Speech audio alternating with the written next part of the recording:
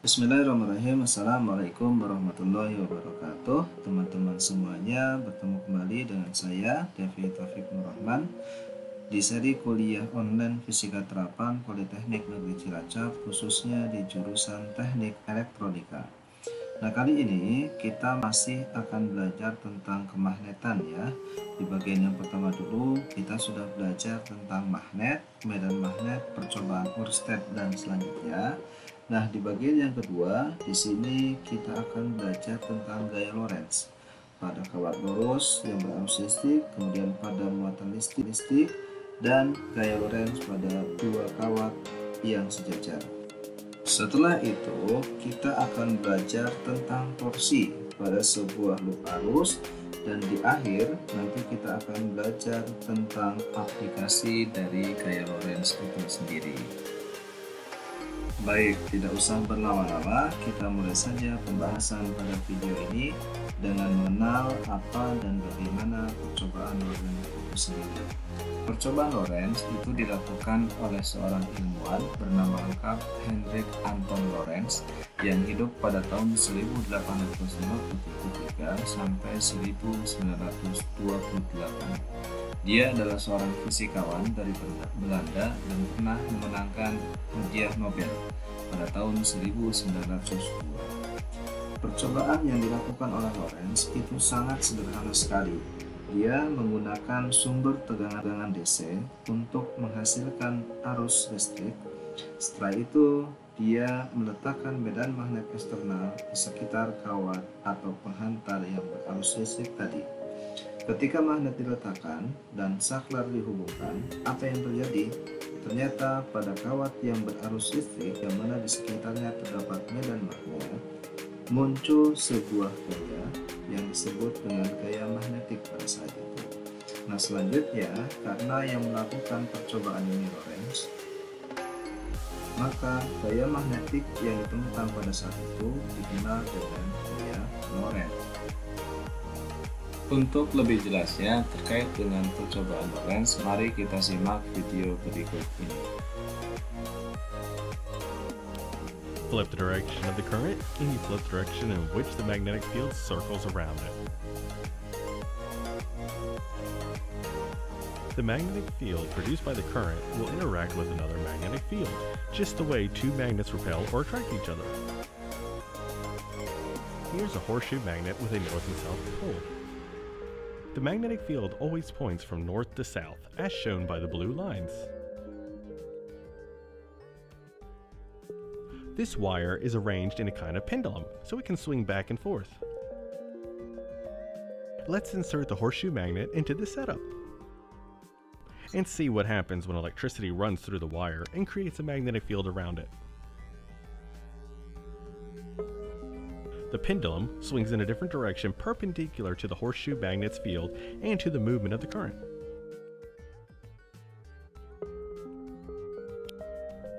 If we reverse the direction of the current, the magnetic field it generates will turn in the opposite direction, causing, in turn, the pendulum to swing in the opposite direction. Flipping the horseshoe magnet around to reverse the magnetic field around the pendulum will also cause the wire to swing in the opposite direction. The Lorentz force is what makes our electric motors work. Berdasarkan video yang telah kita simak bersama tadi, dapat kita simpulkan bahwa gaya Lorentz itu akan muncul dengan dua syarat. Syarat yang pertama adalah adanya arus yang mengalir di dalam kawat. Kemudian syarat yang kedua adalah adanya medan magnet eksternal. Besar gaya magnet dipengaruhi oleh beberapa faktor. Faktor yang pertama adalah besar arus listriknya. Faktor yang kedua adalah besar medan magnetnya. Dan yang ketiga adalah panjang kawat yang terekspos oleh medan magnet. Menginginkan gaya Lorentz yang besar, maka arus yang mengalir pada kawat harus besar. Begitu juga dengan medan magnetnya harus besar. Dan selanjutnya panjang kawat yang terekspos juga harus lebih panjang. Adapun faktor lain yang mempengaruhi gaya Lorentz adalah sudut theta. Di mana theta ini adalah sudut antara arus yang mengalir pada kawat dan medan magnet eksternal. Besar gaya Lorentz itu dapat ditentukan dengan persamaan berikut: F dikali dengan L panjang kawat dikali dengan B besar medan magnet dikali dengan sin theta. Ketika kita menginginkan gaya Lorentz yang besar atau yang maksimum, maka arus dan medan magnetnya harus tegak lurus. Pada kondisi ini berarti nilai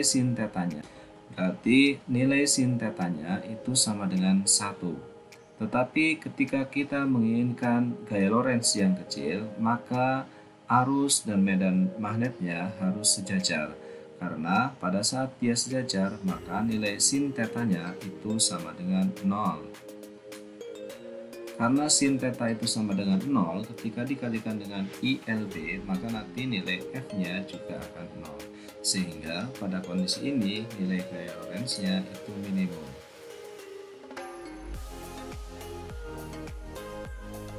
Kalau tadi kita berbicara tentang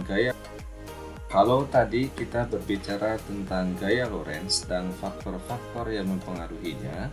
Nah, sekarang kita akan berbicara tentang mana arah gaya Lorentz itu sendiri.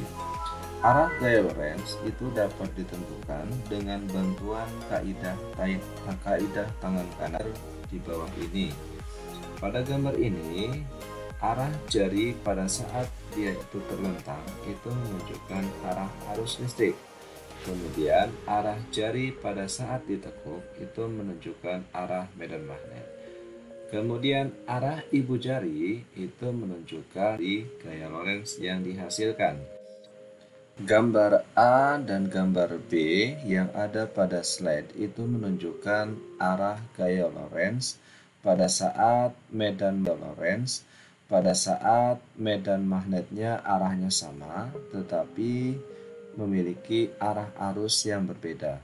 Untuk arus yang arahnya menuju pandangan mata kita atau untuk gambar A, arah gaya Lorentz itu ke atas, sedangkan kejauhi pandangan mata kita yaitu gambar B, maka arah gaya Lorentz itu ke bawah. Nah, arah gaya Lorentz ini dapat teman-teman buktikan dengan menggunakan kaidah tangan kanan seperti yang sudah Bapak jelaskan di penjelasan yang sebelumnya.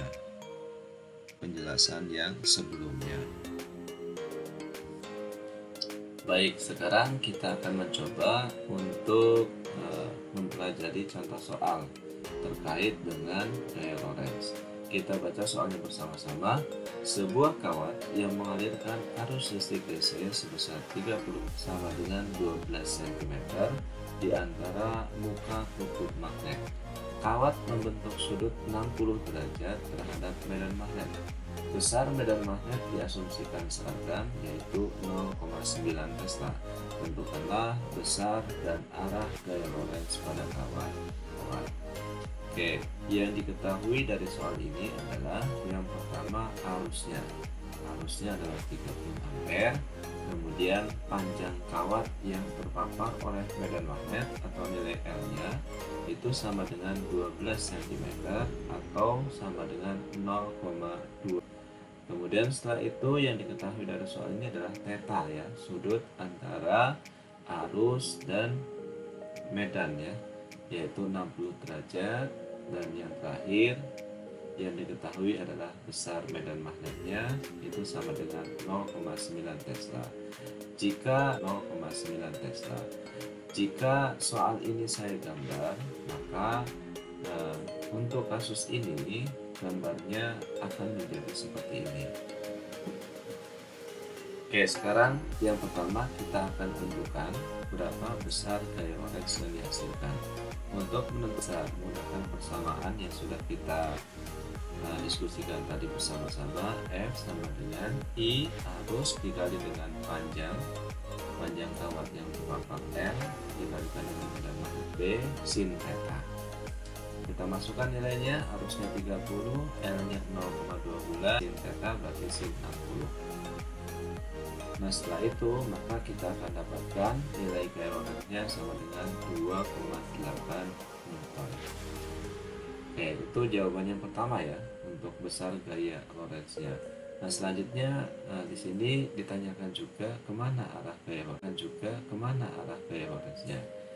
Untuk menentukan arah gaya Lorentz-nya, kita bisa menggunakan aturan tangan kanan yang sudah kita diskusikan bersama-sama tadi. Arah gaya Lorentz, aturan tangan kanan untuk soal ini adalah menuju ke arah layar video ini atau menjauhi pandangan mata saya. Silahkan teman-teman bisa mempraktekkan sendiri untuk membuktikan arah gaya Lorentz-nya. Kalau tadi kita berbicara tentang gaya Lorentz pada penghantar atau kawat yang berarus listrik, sekarang kita akan belajar terkait dengan bagaimana ketika ada sebuah partikel bermuatan yang bergerak di sekitar bermuatan listrik yang bermuatan melewati sebuah medan magnet, maka partikel bermuatan tadi itu juga sama akan mengalami gaya magnetik atau gaya Lorentz, di mana besar gaya Lorentz-nya itu sama dengan F sama dengan Q besar muatan listriknya dikali dengan V kecepatan gerakannya, kemudian dikali B besar medan magnetnya dikali dengan sin theta, di mana theta pada kasus ini itu merupakan sudut antara kecepatan partikel dan medan magnetnya. Nah sekarang pertanyaannya adalah kemana arahnya ya? Kalau tadi kita berbicara tentang besarnya ya, F sama dengan Q VB sin theta. Nah sekarang kemana arahnya? Kita ketahui bersama bahwa muatan listrik itu ada dua. Yang pertama adalah muatan positif, kemudian yang kedua adalah muatan negatif. Untuk muatan positif, arah gaya Lorentz seperti pada kasus yang sebelumnya, kita bisa memanfaatkan kaidah aturan tangan kanan untuk menentukan arah gaya Lorentz-nya. Nah untuk muatan yang positif, arah jari pada saat terlentang itu menunjukkan arah kecepatannya. Kemudian arah jari pada saat ditekuk itu menunjukkan arah medan magnetnya, sedangkan arah ibu jari itu menunjukkan arah gaya Lorentz-nya. Nah, jadi misalkan ketika ada sebuah muatan positif bergerak ya dengan kecepatan v seperti pada gambar, maka berdasarkan aturan atau kaidah tangan kanan, si partikel positifnya itu tadi dia akan bergerak ke atas mengikuti arah ibu jari atau jempol. Nah itu ketika muatannya muatan positif atau proton. Nah sekarang bagaimana ketika muatannya itu muatan negatif ya? Untuk muatan negatif, arah gaya Lorentz-nya itu berlawanan dengan muatan yang positif. Kalau misalkan kita lihat gambar yang ada di slide, berarti ketika muatan negatif bergerak melintasi medan magnet, maka nanti si muatan negatifnya berlawanan dengan yang muatan positif. Baik, sampai di sini kita sudah belajar dua hal. Yang pertama adalah gaya Lorentz pada kawat yang berarus listrik ya. Yang pertama, kemudian yang kedua adalah gaya Lorentz pada sebuah partikel yang bermuatan. Nah, yang selanjutnya, yang ketiga, kita akan belajar tentang gaya Lorentz di antara dua kawat yang sejajar. Misalkan kita memiliki dua kawat vertikal seperti pada gambar di bawah ini. Nah, masing-masing dia memiliki arus listrik ya. masing-masing dia memiliki arus listrik. Jika kita hubungkan dengan percobaan Oersted, ketika ada sebuah kawat atau pengantar berarus listrik, maka dia akan menghasilkan yang namanya medan magnet ya. Karena itu arus listrik pada I1 maupun I2 itu masing-masing akan menghasilkan medan magnet yang dirasakan oleh arus yang lain. Misalkan di sini ada kawat yang pertama ya, dia punya arus I1, maka arus I1 ini akan menghasilkan medan magnet B1 yang dirasakan oleh I2 ya, yang dirasakan oleh I2 pada jarak A. Begitu juga dengan I2 akan menghasilkan oleh arus yang pertama. Nah, sekarang berapa besar medan magnet yang dihasilkan? Sesuai dengan pembahasan yang sudah didiskusikan sebelumnya ya, pada video yang pertama, medan itu dapat ditentukan dengan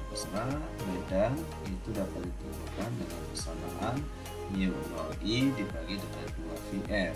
Nah, untuk kasus ini berarti medan yang dihasilkan oleh arus yang pertama itu sama dengan B1 sama dengan mu 0 dikali I-nya I1 dibagi dengan 2V, dan jaraknya adalah A.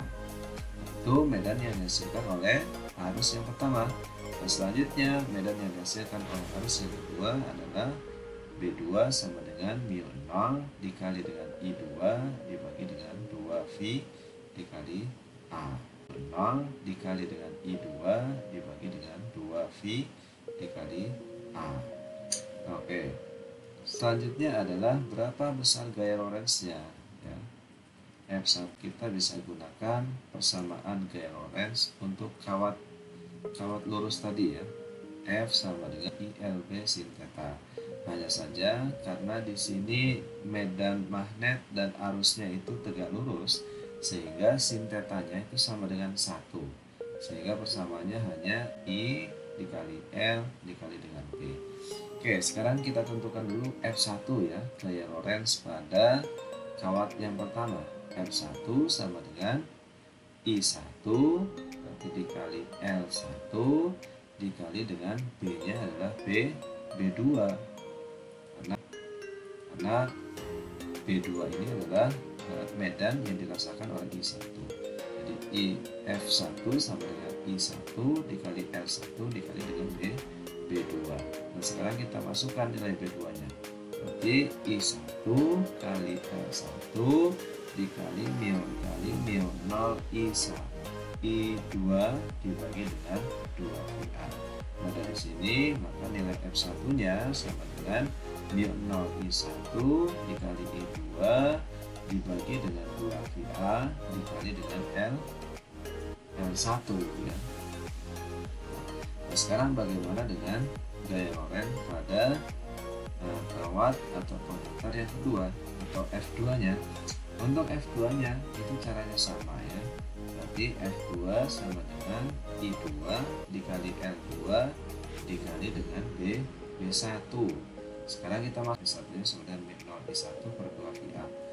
Maka nanti nilai F2-nya akan diperoleh sama dengan mu 0 I1 dikali I2 dibagi dengan 2VA dikali dengan L2. Nah, itu adalah gaya Lorentz yang ada pada kawat yang kedua.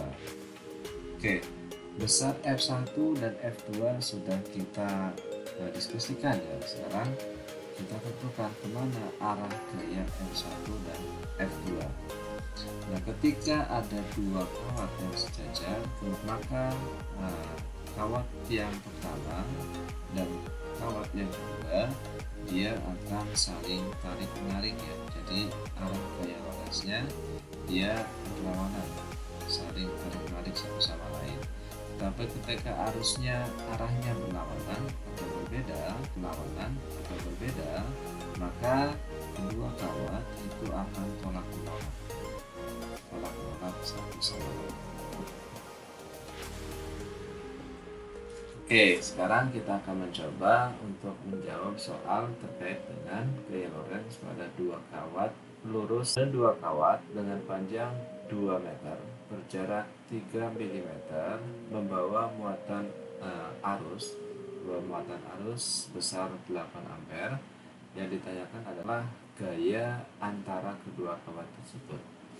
Nah, dari soal ini yang diketahui adalah panjangnya yang pertama, nilai L-nya adalah 2 meter, L1 dan L2-nya sama ya, 2 meter. Kemudian jarak antara dua kawat itu 3 mm dan arus yang mengalir pada masing-masing kawat juga sama, besarnya adalah 8 ampere.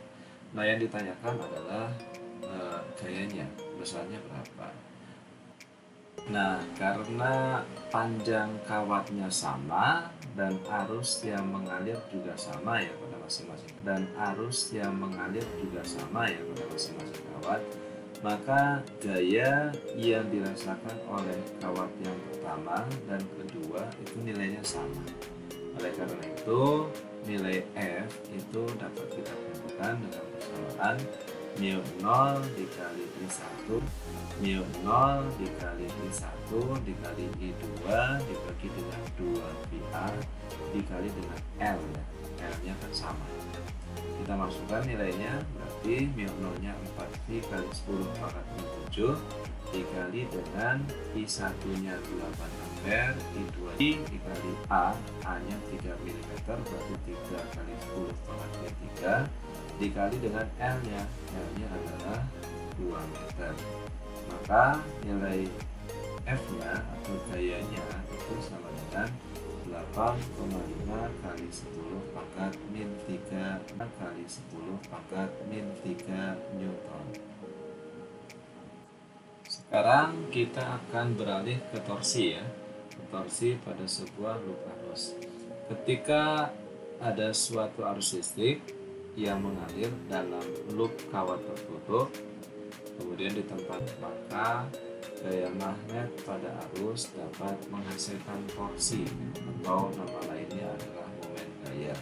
Torsi atau momen gaya itu adalah sebuah gaya sebetulnya, sebuah gaya yang menyebabkan sebuah benda itu berputar ya.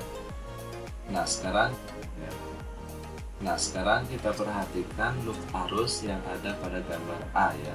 Pada gambar A tersebut ada sebuah arus yang melewati sebuah penghantar. Kemudian penghantar tersebut berada dalam pengaruh medan magnet eksternal sebesar B ya, dari sisi kanan ya. Dimasuknya dari sisi kiri, kemudian keluar dari sisi kanan. Pada saat arus melewati kawat, kemudian kawatnya itu dia sejajar dengan medan magnet P, maka besar gaya Lorentz-nya itu minimum atau gaya Lorentz-nya sama dengan 0. Sedangkan pada saat arus melewati kawat, di mana kawatnya itu tegak lurus dengan B, maka nanti di sana akan memunculkan gaya Lorentz. Oleh karena itu, untuk kasus loop arus yang ada pada gambar A ini, gaya Lorentz-nya itu hanya dua saja, yaitu gaya Lorentz F1 dan gaya Lorentz F2. Nah, kemudian pada loop arus ini juga itu terdapat axis of rotation, sumbu rotasi ya. Nah, jika digambar sumbu rotasi atau axis, kemudian gaya Lorentz F1 dan F2 dan medan magnetnya, maka nanti gambarnya akan menjadi seperti gambar B ya. Nah, di sana F1 dan F2 dia berputar dengan arah yang sama, yaitu searah dengan jarum jamnya. Nah, sehingga ketika kita akan menghitung torsinya, maka tinggal kita jumlahkan saja karena arahnya sama. Torsi seperti kita ketahui rumusnya adalah gaya. Dengan gaya itu adalah jarak dari sumbu rotasi ke gayanya. Nah, untuk kasus ini berarti nilai torsinya sama dengan torsi yang pertama ditambah dengan torsi yang kedua. Torsi yang pertama itu karena gaya F1 dan torsi yang kedua adalah karena gaya F2. Nah, jika ditambah dengan torsi yang kedua, torsi yang pertama itu karena gaya F1 dan torsi yang kedua adalah karena gaya F2. Nah, jika dijumlahkan antara torsi yang pertama dan yang kedua, maka nanti akan kita peroleh torsi totalnya sama dengan I harus dikali dengan A kecil, dikali dengan B kecil, dikali dengan B besar. Karena A kecil kali B kecil itu kan menunjukkan panjang kali lebar dari loop arusnya ya. Oleh karena itu, panjang kali lebar itu kan luas, sehingga torsi totalnya itu dapat ditentukan dengan persamaan arus dikali dengan luas loop arusnya dikali dengan medan magnetnya. Dikali dengan medan magnetnya. Nah, selanjutnya ketika misalkan kumparan itu terdiri dari banyak kawat loop ya, terdiri dari n kawat loop, maka nanti arus totalnya itu sama dengan banyaknya kawat n dikali dengan n jumlah kumparannya dikali dengan arus dikali dengan luasan loopnya dikali dengan P, atau torsi sama dengan n dikali I dikali A dikali dengan B. Jadi ketika ada sebuah loop arus kemudian di sana ada banyak kumparan, maka nanti torsi yang dihasilkan atau gayanya dia akan semakin besar. Nah, kemudian jika kumparan membentuk sudut dengan medan magnet, gaya tidak berubah, gaya F1 dengan 2 nya tidak berubah, tetapi yang berubah adalah lengan gayanya atau lengan kuasanya, yang mana berkurang dari B per 2 menjadi B per 2 sin theta, sehingga torsinya menjadi torsi sama dengan N banyaknya kumparan dikali arus dikali luas loop dikali B medan magnet dikali sin theta. Nah, persamaan ini adalah persamaan umum untuk menentukan torsi pada sebuah loop arus, yang mana loop arusnya itu tersusun dari banyak kumparan ya, banyak kumparan sejumlah N.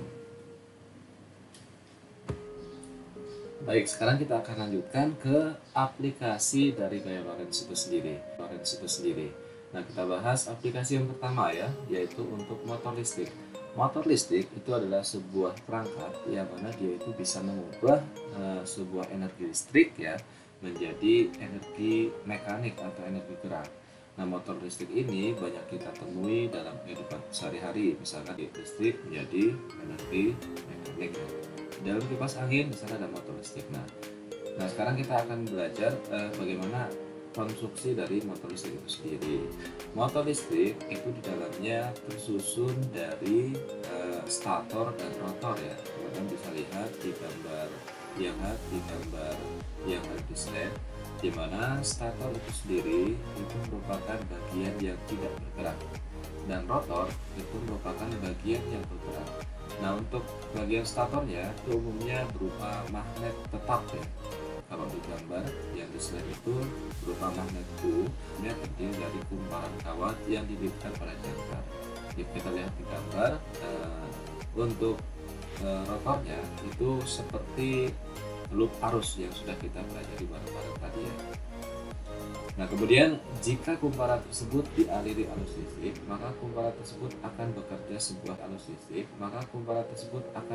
sebuah gaya magnetik atau gaya yang disebut dengan gaya Lorentz tadi. Nah, gaya tersebut dialami oleh setiap batang konduktor ya pada rotor, serta gaya magnetiknya itu memiliki arah yang berbeda antara kumparan yang ada sebelah kanan, yang atas, dan yang bawah ya. Dia posisinya untuk rotornya vertikal. Nah, sehingga akan menghasilkan yang namanya torsi atau momen gaya. Nah, di mana torsi atau momen gaya tersebut itu yang menyebabkan kumparan pada motor listrik itu dapat berputar.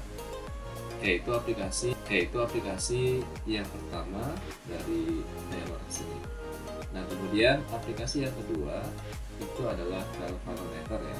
Galvanometer itu merupakan salah satu instrumen untuk menunjuk arus yang searah. Nah, sekarang bagaimana cara kerja dari galvanometer arus yang searah? Nah, sekarang bagaimana cara kerja dari galvanometer? Galvanometer itu di dalamnya tersusun dari kumparan atau koil bergerak yang dapat berputar dan berada di antara kutub suatu permanen. Ketika ada arus listrik yang mengalir pada kumparan, maka akan menghasilkan gaya Lorentz dan torsi pada kumparan yang besarnya bergantung pada besar kecilnya arus yang masuk ke dalam kumparan. Nah, kemudian pada galvanometer juga dilengkapi dengan pegas atau spring sebagai komponen untuk mengontrol pergerakan jarum pada galvanometer. Nah, sebetulnya konstruksi dari motor listrik dan dan galvanometer itu hampir sama ya. Jadi di dalamnya ada magnet ya untuk menghasilkan medan, kemudian ketika ada arus yang masuk ke dalam loop arus maka nanti akan menghasilkan gaya Lorentz dan torsi. Nah, bedanya di mana? Bedanya kalau pada motor listrik di sana tidak ada yang namanya spring atau pegas ya. Jadi si motor itu bergerak terus secara kontinu ya, Sedangkan kalau pada galvanometer di sana ada pegas yang berfungsi untuk mengontrol. Jadi supaya si jarumnya itu dia misalkan pada awalnya tidak ada arus, dia berada pada skala 0, kemudian ketika ada arusnya dia akan menyimpang ke tiga dengan besar kecil arus yang masuk. Nah, ketika misalkan arusnya sudah tidak ada lagi, maka si pegas ini dia akan mengembalikan posisi dari jarum ke 0 lagi. Bedanya itu ya. Kalau pada motor listrik gerakan kumparan atau loop arusnya itu kontinu. Kalau pada galvanometer dia tidak kontinu, dia berhenti di skala maksimal.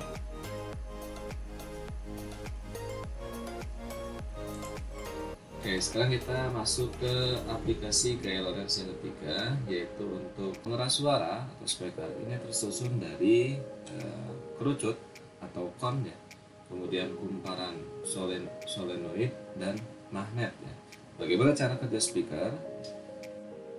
Jika kita melihat gambar yang ada di slide, kumparan solenoid itu dipasang di salah satu kutub elektrikal sinyal atau sinyal listrik, maka akan menghasilkan gaya Lorentz yang nantinya itu dikonversi menjadi gelombang bunyi ya, menjadi suara dengan frekuensi tertentu yang kita harapkan dan sesuai dengan yang kita harapkan. Nah, misalkan saya ambil contoh, saya berbicara menggunakan mikrofon ya, maka gelombang bunyi atau suara yang saya keluarkan itu nanti akan dirubah menjadi sebuah sinyal listrik, kemudian diproses dan menghasilkan arus AC ya, yang mana besar kecilnya arus itu nanti bergantung pada seberapa besar dan seberapa kecil saya itu berbicara. Nah, kemudian sinyal tersebut nanti akan masuk ke dalam speaker ya, dan selanjutnya nanti akan dikonversi menjadi sebuah gelombang bunyi. Nah, kemudian kerucut itu dipasang di depan kumparan ya, di depan kumparan persis untuk menerima dan menyebarkan gelombang bunyi yang dihasilkan dari speaker itu sendiri. Oke, saya rasa untuk pembahasan terkait dengan gaya Lorentz semoga bisa dipahami.